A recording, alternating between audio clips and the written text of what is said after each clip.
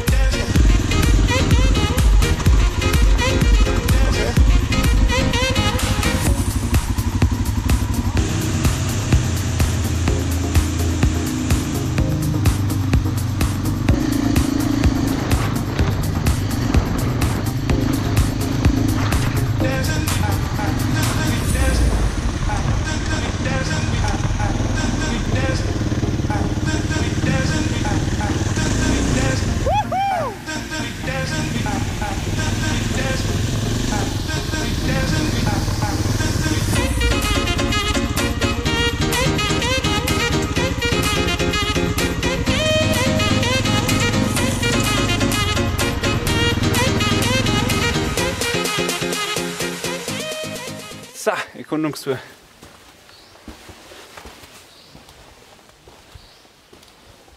Okay, das sieht ziemlich lustig aus.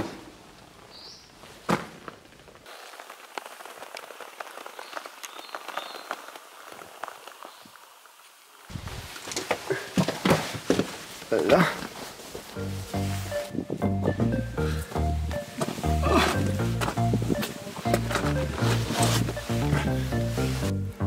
Thinking about what's mine, nothing to deny. Who's that other guy? Are you wasting my time? Das ist total lustig, wie das ausschaut.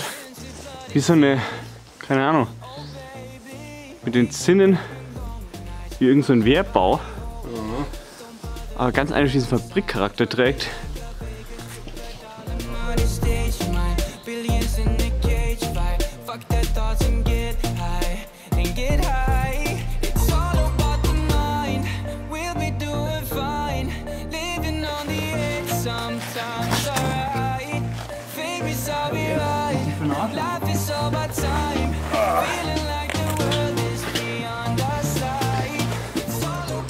Sag mir jetzt nicht, dass es da Treppe gegeben hätte. Ja. Großartig. Die Rockers? Och nö. Never getting older. I got all the time. Would you pour some wine for me? Smile for me, and I grind on me, yeah. We keep prepping long nights. Rock your body whole life. Don't bother the world side. Twerk it like a Vegas stripper, dollar money stage. Also was hier in Industriegebäuden steht auf Sardinia, ist die wahre Pracht. Und das ist halt alles wirklich auch in wunderschönen Lagen. Warte, ich fuhr euch mal rum. Mit Bergen im Hintergrund. Und vor allem